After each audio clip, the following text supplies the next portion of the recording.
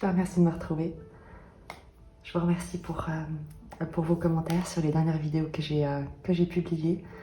J'espère véritablement à chaque fois que vous y trouvez du soutien et des réponses, ou en tout cas qu'elles vous permettent toujours d'accéder aux réponses qui sont d'ores et déjà à l'intérieur de vous. Et je vous propose de commencer tout de suite avec un questionnement par rapport à une inquiétude que vous pourriez avoir en ce moment. Si vous n'avez aucune inquiétude, ce tirage ne sera pas pour vous. Il y en aura d'autres. Mais j'avais envie, à travers ce tirage, de peut-être vous aider à mettre un peu de lumière, à mettre un peu d'espace, à ouvrir un peu le champ des possibles pour dénouer certains nœuds peut-être dans lesquels vous pourriez vous sentir prisonnier, qui pourraient un peu peut-être vous serrer la poitrine ou la gorge. On va regarder avec la sagesse des royaumes cachés, l'oracle, quelle est la situation qui présente un stress pour vous, quel est le contexte. On va préciser avec évidemment le tarot akashique pour voir plus en détail la situation et quelles sont vos interrogations.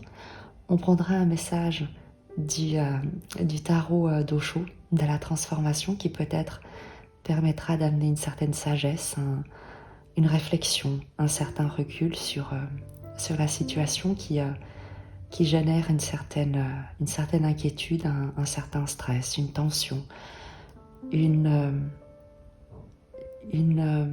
appréhension.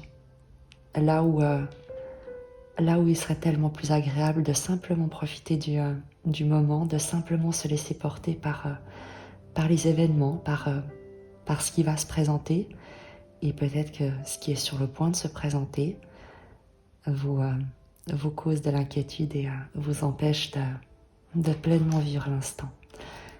Je suis en train de me dire que pour préciser le contexte, je vais également prendre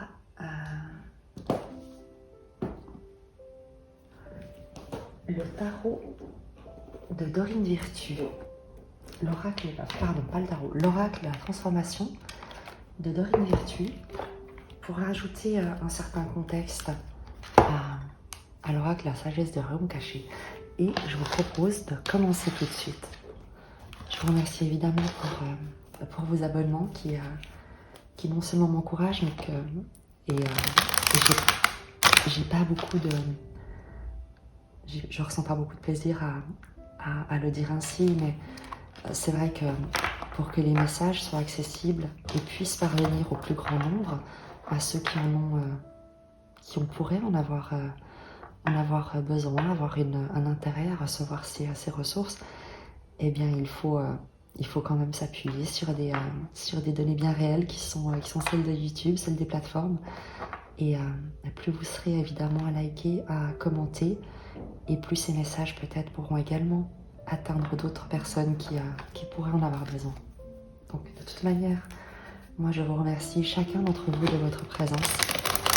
Et si je vous fais cette demande, ce n'est pas tant pour la chaîne qui va à son rythme et j'ai aucune raison moi de forcer les résonances, mais c'est bien pour permettre peut-être à d'autres d'être également soutenus dans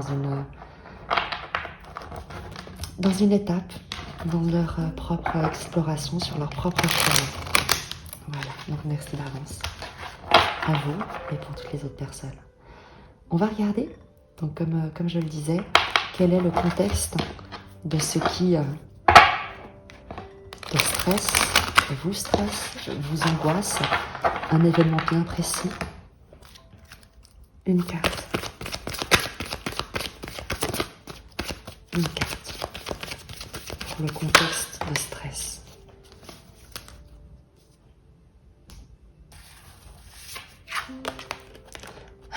Le cosmos. Créativité, immensité. On va directement la préciser. Je vais d'abord peut-être simplement te donner les grandes lignes de sa signification. Le cosmos représente la créativité sous toutes ses formes. C'est un signe vous disant de porter votre attention sur des projets créatifs car ils seront emplis de succès. Souvenez-vous que tout ce qui est vivant est créatif et que vous créez toujours avec le divin. Le cosmos représente aussi le principe de l'infinité et de l'immensité de l'échange énergétique de conscience qui influence tout ce qui est vivant. Cela nous apprend que chacune de nos intentions est en fait contagieuse et a le pouvoir d'influencer les autres.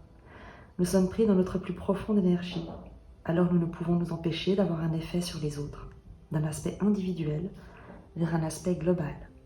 C'est un signe qui vous rappelle de vous ouvrir au puits de créativité se trouvant profondément en vous et d'être attentif à vos pensées et à vos actions, car elles influencent votre monde extérieur. Et plus important encore, continuez de faire des actions vers vos objectifs, car le cosmos répond parfaitement afin de réaliser votre destin supérieur. Attendez-vous à être inspiré et à toucher de manière significative les autres avec tout ce que vous créez. Tu as dans ce qui te stresse, manifestement une idée qui pourrait sortir de l'ordinaire, un projet créatif, peut-être, tu sais, l'idée de dévoiler un projet à un groupe, de créer au sein d'un groupe, au sein d'un collectif. Il y a l'idée, tu sais, avec le cosmos, de ne pas te mettre à ton compte lorsque tu crées quelque chose, lorsque tu crées un projet, mais de te mettre au compte de l'énergie de vie, de te mettre au compte de l'univers, de te demander comment, à travers ce qui toi t'inspire, ce que tu as envie de créer, ce qui te fait vibrer, comment est-ce que tu peux servir l'expression de la vie qui ne demande qu'à s'exprimer à travers toi et donner vie à tes projets s'ils soutiennent votre expansion et s'ils contribuent au plus grand nombre. Demande-toi toujours, lorsque tu fais quelque chose, est-ce que tu le fais pour ton propre compte et tes propres intérêts, ou est-ce que tu le fais pour servir la vie qui te traverse et qu'elle puisse se déverser dans la vie de ceux qui t'entourent. On va regarder une précision sur cette situation de stress qui semble liée à de la créativité, à un service au monde peut-être. Une carte s'il vous plaît. Ça fait beaucoup trop de cartes.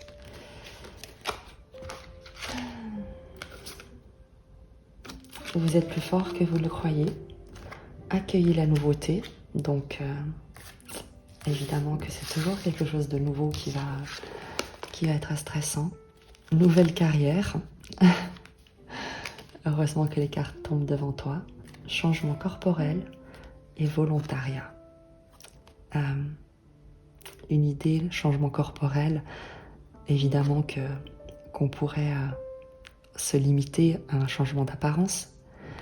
Mais je crois que ça va au-delà de ça. Un changement corporel, il y a un changement d'attitude, un changement de positionnement, un changement de stature, de comment tu te présentes dans le monde en étant sûr de toi, en te sentant porté par la vie ou en étant recroquevillé sur toi-même. Le volontariat, je crois que c'est exactement ce que je te disais.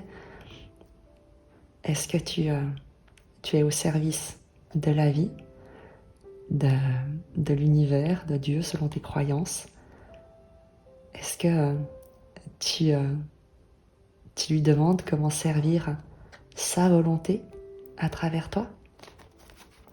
Il y a vraiment quelque chose de très symbolique à travers ces précisions qui te parlent dans ta zone de stress, d'inconfort, de faire un choix qui n'est pas conventionnel peut-être par rapport à un environnement. Il y a une créativité que tu es en train d'exprimer, quelque chose que tu inities, dans lequel tu souhaites t'investir. Tu l'as vu, tu as un changement de carrière, donc une nouvelle carrière, et il y a peut-être également une autre zone géographique, un déménagement, qui va être également induit par ce changement de carrière, par cette nouveauté. Et tu t'imagines peut-être, tu as peut-être cette appréhension de la nouveauté, du changement, et pourtant on te dit que tu es plus fort que ce que tu crois.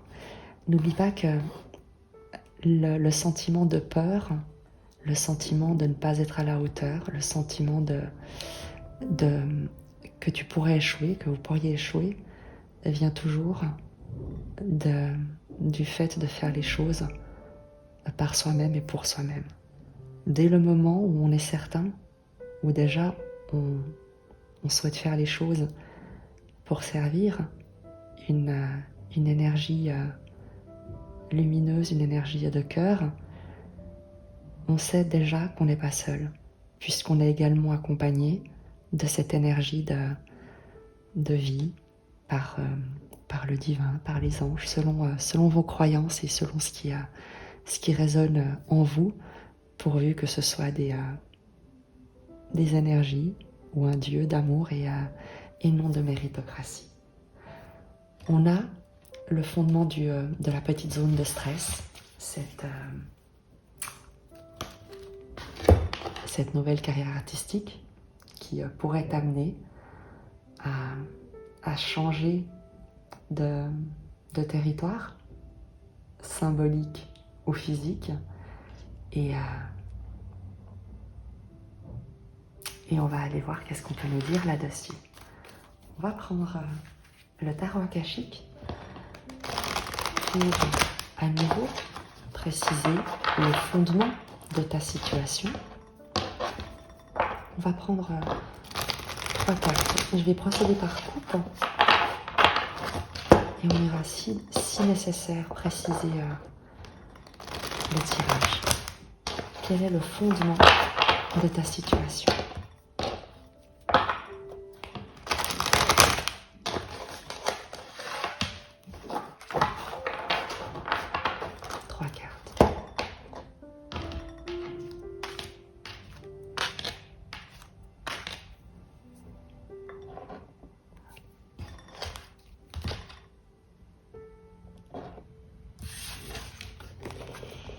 La diversité, et qui nous parle évidemment de changement de cap, d'études, de nouveaux sujets d'études, de nouveaux domaines d'études, d'exploration, d'emprunter d'autres voies, de s'intéresser à d'autres choses.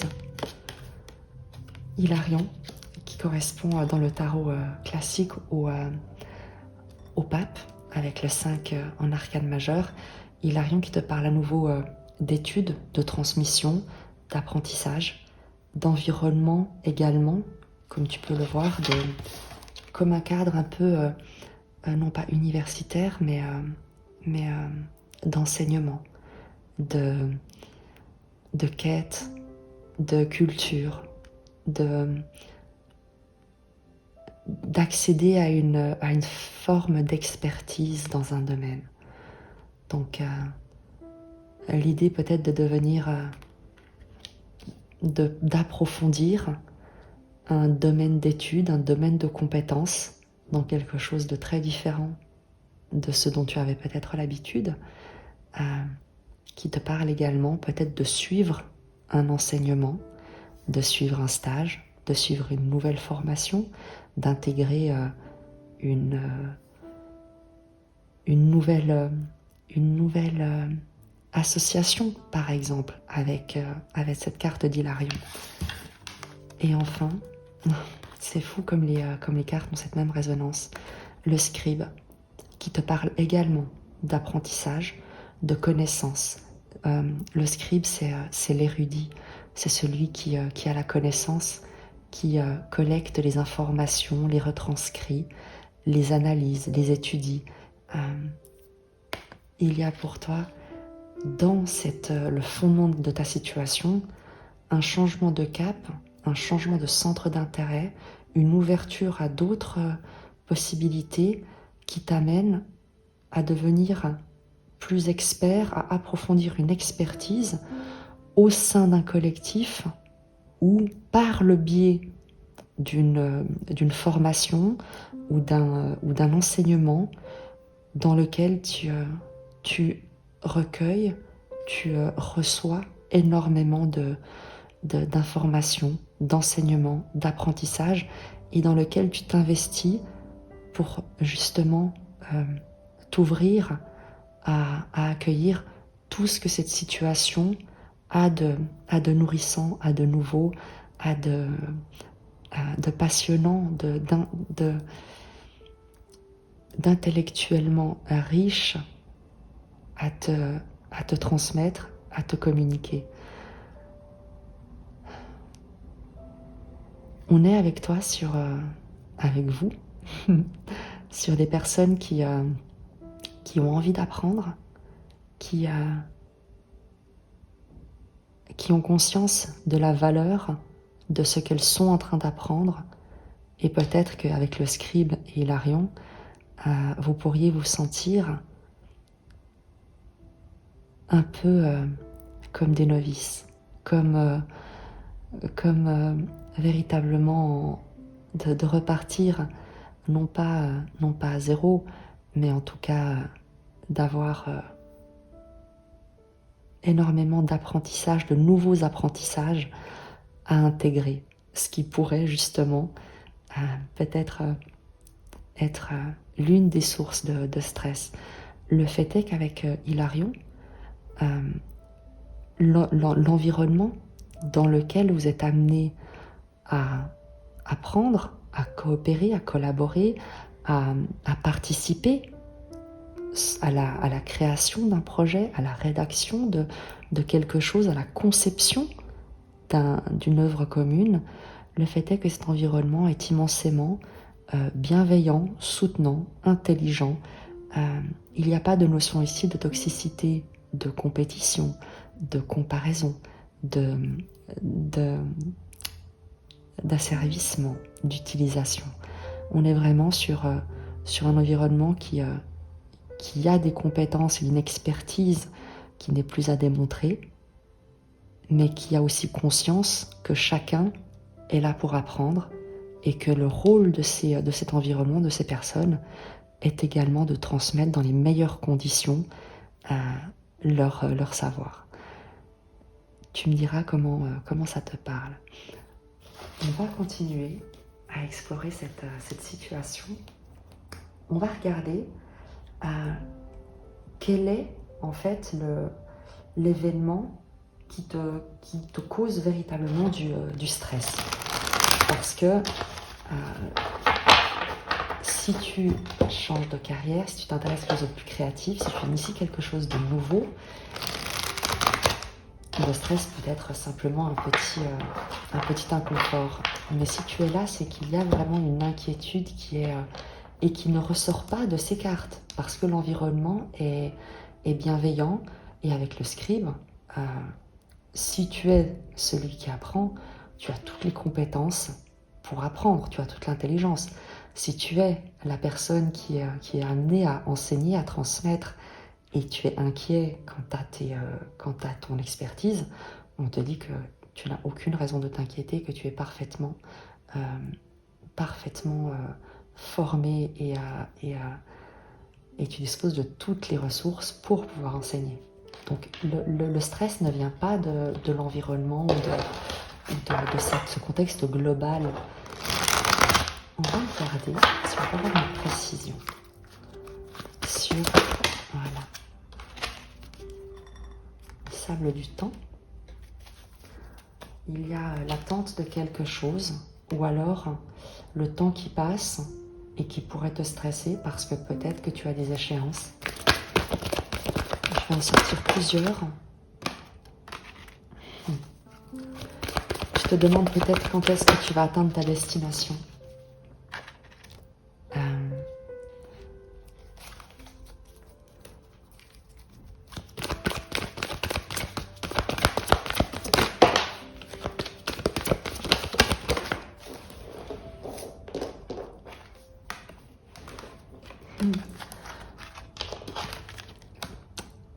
L'Arche d'Alliance et la communauté. Dans le stress, en fait, l'événement qui pourrait te stresser, c'est le fait de rejoindre quelqu'un, de rejoindre une communauté euh, dans laquelle tu vas pouvoir t'engager. Avec l'Arche d'Alliance, il y a l'idée de contrat. On peut rester sur une symbolique très cartésienne, très matérielle, de t'engager avec la reine de clé. On est sur une intelligence pratique, pragmatique, quelqu'un qui est à la fois une main de fer dans un gant de velours. Elle maîtrise son domaine, son environnement, et elle attend quelqu'un qui doit lui parvenir pour un engagement dans le cadre d'une communauté, d'un contrat, d'une collaboration. Mais à nouveau, on en revient avec la communauté et Hilarion sur un environnement où tu vas comme finalement trouver ta place. C'est comme rentrer à la maison en fait, tu vois.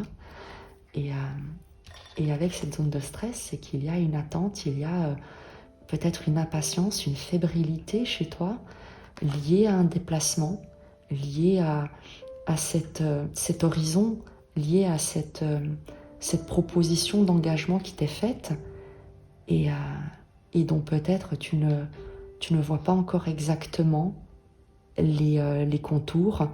Tu vois le personnage qui est sur ce bateau et qui te parle d'ajuster la trajectoire avec sa longue vue, qui te parle justement de te lancer dans l'aventure sans forcément connaître à l'avance toutes les étapes. Et tu as ces personnages derrière qui le soutiennent et qui l'aident à planifier son voyage.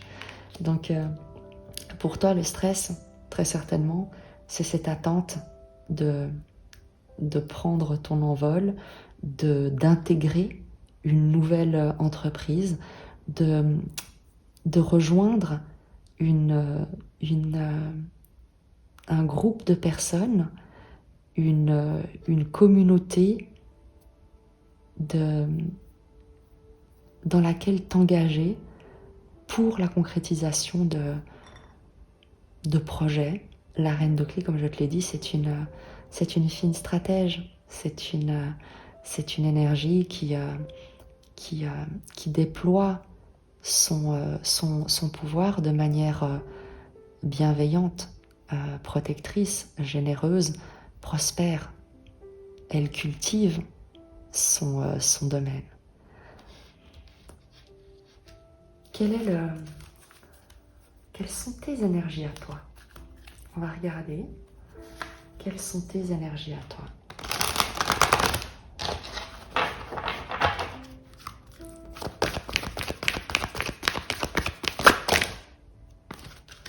Oh, c'est magique.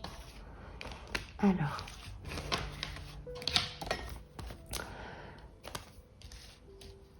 concentre-toi bien et écoute bien ce que je vais te dire parce que tu pourrais tomber par terre. Tu as la tranchée karmique. La tranchée karmique est inutile d'alimenter des histoires sur le karma et autres étiquettes, autres tiroirs qui ne sont que d'autres manières de nous enfermer dans des schémas et des fonctionnements qui n'ont au final pas lieu d'être lorsqu'il est juste question de la vie qui s'exprime à travers nous.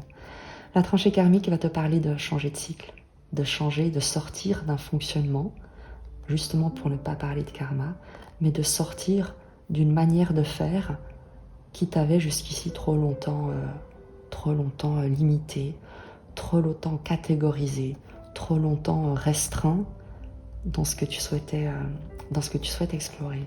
Puisque ce sont tes énergies au présent, il y a pour toi l'idée d'aller creuser avec Uriel et le Sphinx, d'aller déterrer tous ces schémas, toutes ces limitations, toutes ces mauvaises herbes qui asphyxient le terreau de ta créativité et patiemment d'aller les extraire à la racine avec Uriel et le Sphinx.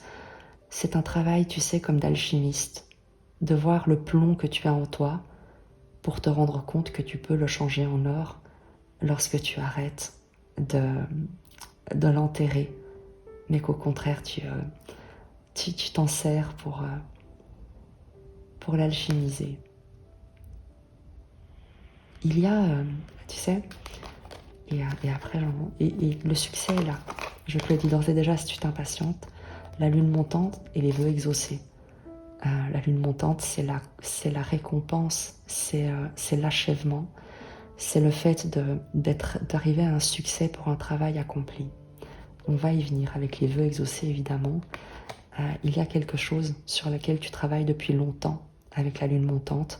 Une œuvre, je te parlais, tu sais, quasiment d'œuvre alchimique, de transformer le plomb en or. Et je pense que tu as souhaité te libérer d'un schéma de fonctionnement qui t'ont trop coûté et dont tu ne veux plus.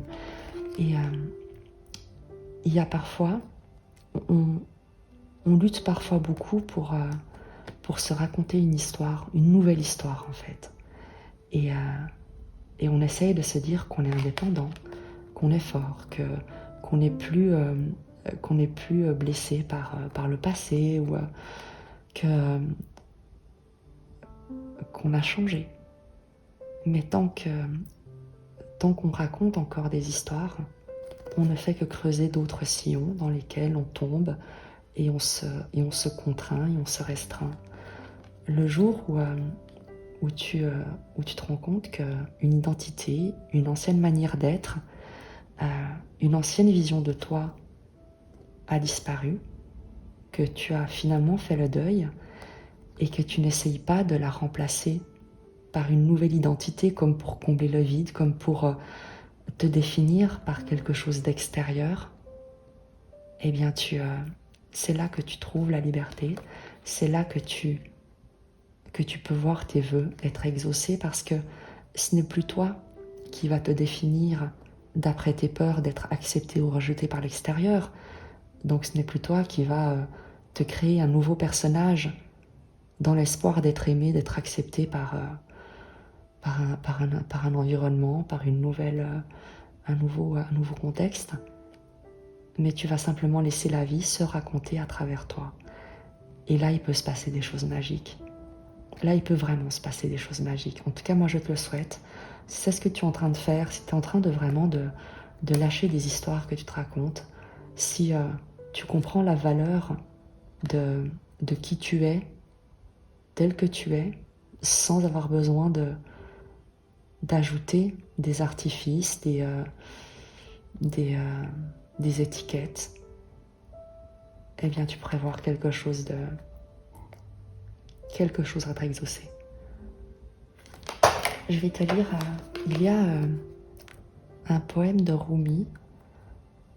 Je vais le retrouver, je vais te le lire et tu comprendras ce que je veux dire par là. Ce poème est dans l'arcane, et dans le tarot soufi, et correspond au 5 de denier que je te montre. Et c'est exactement en fait ça, lorsque tu as l'impression de t'être dépouillé de tout ou d'avoir été dépouillé de tout. Il s'agit avant tout d'avoir perdu toute identité matérielle, tout ce qui jusqu'ici pouvait te définir comme selon une profession, selon des possessions, selon des qualifications qui ne parlent jamais de qui tu es dans ton essence. Et je vais te lire le poème, tu comprendras. Je ne sais pas qui vit ici, dans ma poitrine, ni pourquoi le sourire vient. Je ne suis pas moi-même, mais plutôt le bouton vert d'une rose qui a perdu ses feuilles et ses pétales au vent du matin. Que signifie être le bouton vert d'une rose qui a perdu ses feuilles et ses pétales au vent du matin?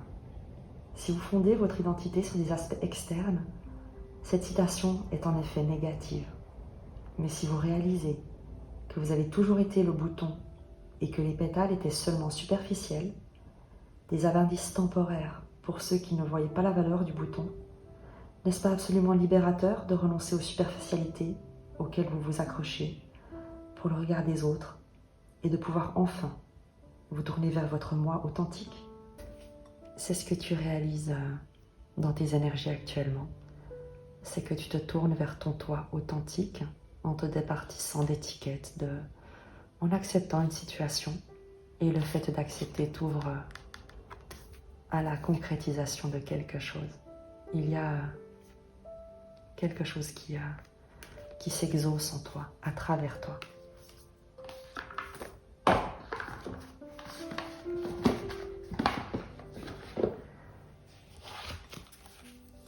Qu'est-ce qui vient vers toi? Qu'est-ce qui vient vers toi? L'automne, une récolte, et ça correspond à cette saison. Donc il y a une récolte, il y a quelque chose que tu vas pouvoir recevoir avec l'automne. Il y a également l'idée de lâcher prise, de quelque chose que tu laisses aller, comme les feuilles d'automne. On va préciser. Mais en tout cas, il y a l'idée soit que ça arrive cet automne, soit que tu récoltes, soit que tu lâches prise sur quelque chose qui ne te sert plus. Le roi de force, et on va préciser encore sur ce roi de force, qui nous parle de création, de créativité, d'équilibre de réussir à maintenir l'équilibre, d'amener un équilibre dans des environnements qui pourraient sans toi peut-être à parfois s'affronter. Tu le vois, tu as le cerf et tu as le loup. On te dit que tu te diriges vers une maîtrise des forces, peut-être de tes forces intérieures, de ces parties de toi qui jusqu'ici pouvaient se déchirer, et en lâchant prise sur ce qui jusqu'ici t'avait défini sans jamais parler de qui tu étais dans ton essence véritable, et ben tu arrives à réconcilier ces parts de toi qui n'ont plus besoin de lutter pour défendre des mensonges que tu pouvais ériger comme des barrières pour te protéger d'attaques comme par anticipation. Le reflet te parle d'introspection, d'intuition, de puissance de tes ressentis. Parce que dès le moment où tu n'es plus, où tu ne consacres plus d'énergie à alimenter des masques, à donner le change, à faire semblant, à tenir à distance les situations et les gens de peur d'être démasqués dans l'histoire que tu as pu inventer pour être accepté, tu récupères toute une énergie. Et cette énergie non seulement te permet d'aller de l'avant et de trouver un équilibre, une force intérieure, un alignement, et de te sentir soutenu. Elle me rappelle la carte du cosmos, le roi de force. Il y a cette énergie qui tombe sur toi, qui vient en toi, qui se déverse en toi. Et tu récupères également un silence intérieur qui te permet d'entendre ta sagesse, ta guidance, ton intuition, de te servir également de tes émotions comme des boussoles, comme lorsqu'un navigateur regarde les étoiles pour calculer sa trajectoire. Tu n'es plus perdu dans tes émotions ou perdu par tes émotions, mais tu te laisses inspirer par elles. Tu regardes et tu comprends, en fonction de ce que tu ressens, si un environnement est bon pour toi, si une direction est bonne pour toi ou pas. Il y a une grande force intérieure qui te parvient, qui descend sur toi. Et où est-ce que tu te diriges ?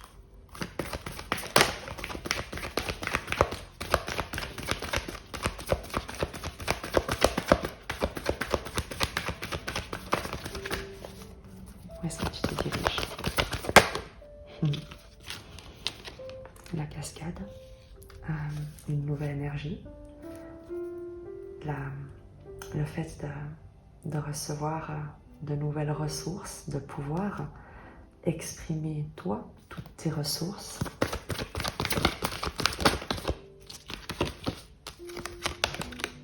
L'équilibre. la justice, un contrat, comme on l'avait vu ici, une alliance puissante, un alignement également avec l'énergie de vie.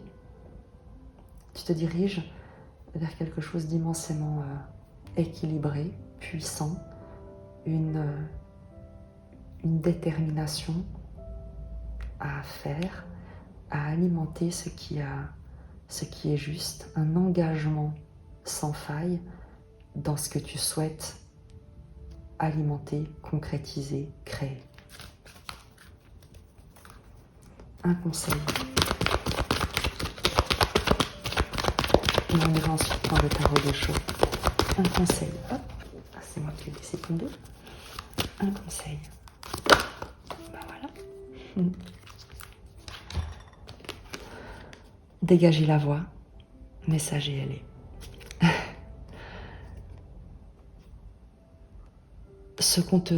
Le conseil, et j'avais déjà eu, c'est un peu ce que je t'ai dit par rapport au fait, lorsque tu arrêtes de toi te définir, par rapport à des masques, à des personnages que tu crées depuis un endroit de peur pour être accepté, pour ne pas être rejeté, pour être soutenu.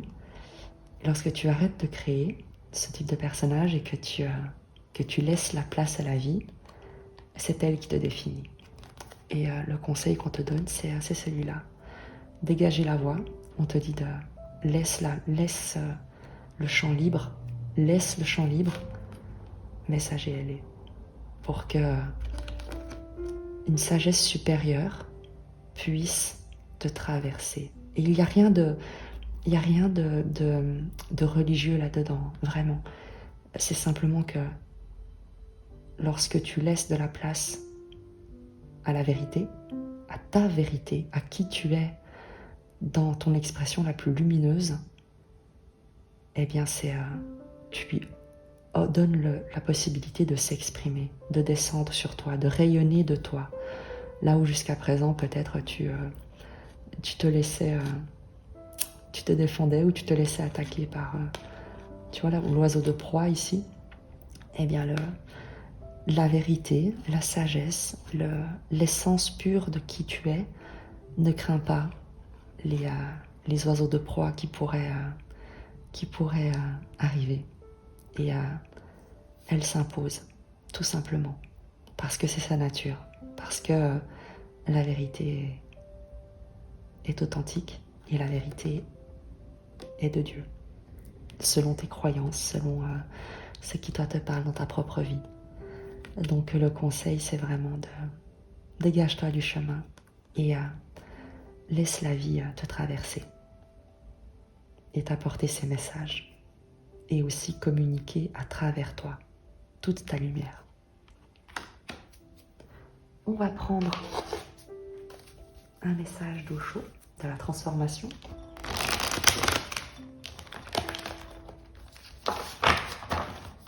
Je vais procéder par coupe. On va prendre un message pour t'accompagner, pour que tu puisses lâcher ce stress, remettre ce stress entre les mains de la vie, du divin.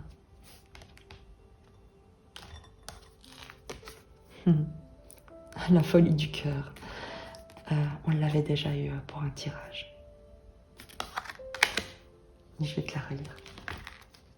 Ou te la lire si tu n'avais pas lu le tirage, je ne sais plus lequel c'est. Mais c'est un très joli message. Le cœur a ses raisons que la raison ne peut comprendre. Le cœur a sa propre place dans la dimension de l'être. Celle-ci ne peut pas être perçue par le mental. Le cœur est plus profond et bien supérieur au mental. Il reste hors de sa portée. Il a l'air fou. L'amour paraît toujours fou parce que l'amour n'a pas d'utilité, alors que le mental l'est. Il utilise tout, ce qui est la définition même de l'utilité. Le mental a des objectifs et il s'emploie à les atteindre. Il transforme tout en termes de moyens. Mais l'amour ne peut se transformer en moyen. C'est là le problème. L'amour est un but en lui-même. On trouve une certaine sagesse chez les fous, et les sages se comportent toujours avec une certaine folie. Par le passé, tous les grands empereurs avaient dans leur cour un bouffon. Ils avaient de nombreux sages, des conseillers, des ministres et des premiers ministres, et toujours un fou. Pour quelle raison? Parce qu'il existe certaines choses que seuls les fous peuvent comprendre et qui échappent aux soi-disant sages. Ils sont si bêtes que leur fourberie et leur habileté leur ferment l'esprit. Un bouffon est simple, mais très utile, car souvent, les soi-disant sages, par peur de l'empereur, évitaient de parler. Un idiot n'a peur de personne, il s'exprime, quelles qu'en soient les conséquences. C'est ainsi que les fous se conduisent, simplement, sans penser à ce qui en résultera. Quelqu'un d'ingénieux pense toujours au résultat avant d'agir. La pensée vient en premier, puis l'action suit. Un fou agit. Jamais la pensée ne vient en premier. À chaque fois qu'un individu réalise l'ultime, il ne ressemble pas au sage, il ne le peut pas. Il est plutôt comme un de vos fous, mais certainement pas comme un de vos sages. Après son illumination, saint François prit l'habitude de se faire appeler le fou de Dieu. Le pape était un sage, et lorsque saint François lui rendit visite, le pape se mit à penser que cet homme était devenu fou. Le pape était intelligent, calculateur, rusé. Sinon, comment aurait-il pu être pape? Il faut traverser beaucoup de jeux de pouvoir pour réussir à être pape. Il faut être diplomate, il faut avoir une certaine compétitivité agressive pour écarter les autres, savoir les utiliser pour avancer et ensuite s'en débarrasser. C'est de la politique. Un pape est un chef politique. La religion est secondaire, voire inexistante. Comment un homme de religion peut-il se battre, être agressif afin d'accéder à un poste? Ce ne sont que des politiciens. Saint François rendit visite au pape et celui-ci pensa qu'il était fou. Mais les arbres, les oiseaux et les poissons pensaient différemment. Lorsqu'il se rendait à la rivière, les poissons sautaient de joie et célébraient sa venue. Nombreux sont ceux qui purent observer ce phénomène. Des milliers de poissons sautaient simultanément, toute la rivière était en pleine frénésie. Saint François venait d'arriver, les poissons s'en réjouissaient. Et quel que soit l'endroit où il se rendait, les oiseaux le suivaient. Ils venaient se poser sur lui, sur son corps, sur ses genoux. Ils comprenaient bien mieux ce fou que ne le faisait le pape. Même les arbres, asséchés et moribonds, se mettaient à reverdir et fleurir lorsque saint François s'approchait d'eux. Ces arbres comprenaient bien que ce fou n'était pas un fou ordinaire. C'était le fou de Dieu. Et je crois que c'est ce que je te disais au début du tirage, quand je te disais de ne pas te mettre à ton compte, mais de te mettre au compte de la vie, au compte de Dieu, selon tes croyances, pourvu que ce soit un Dieu d'amour et de méritocratie. Dis-moi si ce message t'a parlé. Je te remercie déjà de bien avoir liké cette vidéo et la partager, la commenter. Ça me fera vraiment très plaisir. Ça permettra peut-être également à d'autres personnes d'avoir accès à des messages qui pourront les soutenir. Moi, je t'embrasse très fort et je te dis à très vite.